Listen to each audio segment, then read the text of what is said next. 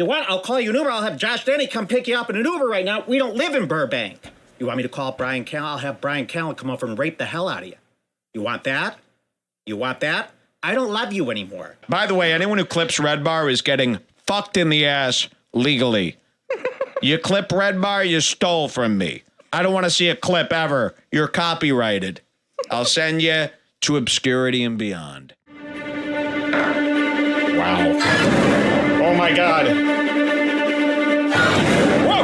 Whoa! Ah! Ah! Ah! None! None! Ah! Ah!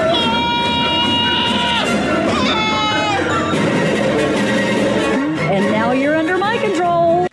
So I really felt, I've gone, and here we're going to break off from this election stuff. Here's a new thing for you guys to think about.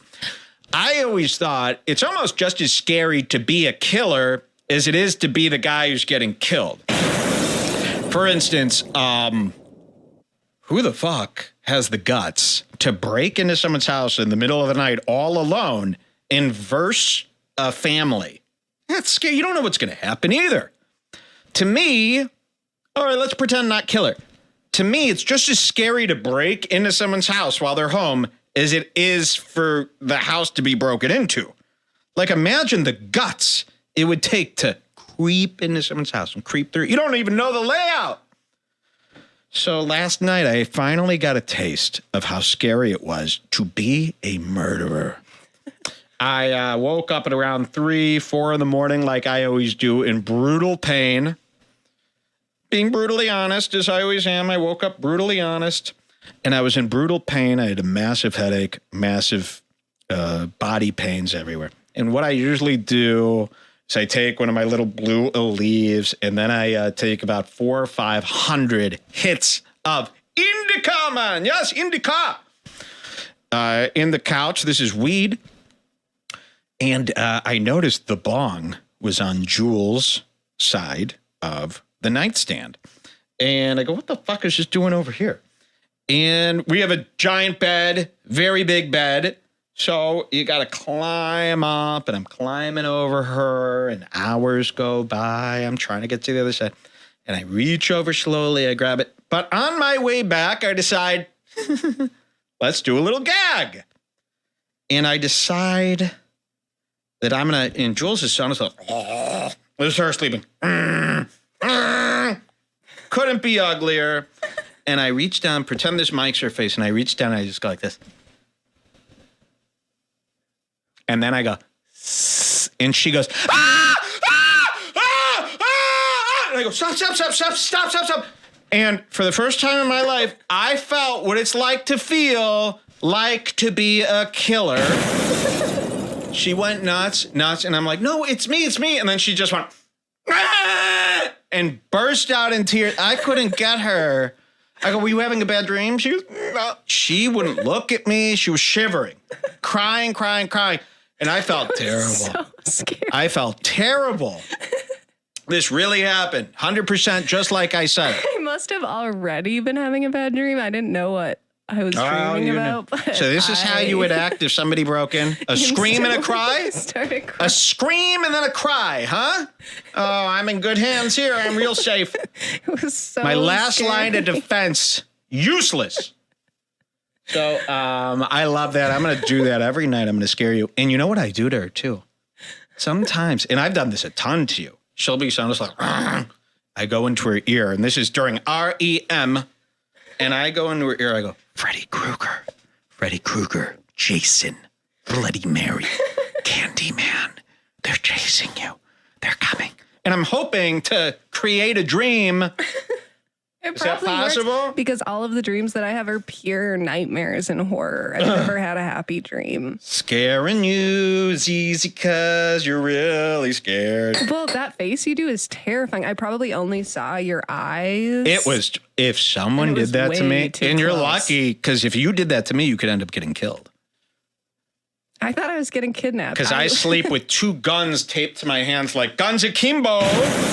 Right. And I couldn't stop crying either. She I couldn't burst stop into tears, crying, and it took crying, me like crying. 5 minutes to continue. Oh, it sucked. I bet the neighbor was filing a report. I know. Cheers, everybody, to a wonderful Redbar. Still in small talk mode, okay? Is how does he have stove? Oh, okay, the gas still works on his stove. Here is him and Elisa Lam, now that everyone's familiar with her. Who's uglier, Brian Redban's girlfriend or Elisa Lam after the decomposition? You know what? I was watching that Elisa Lam documentary on Netflix.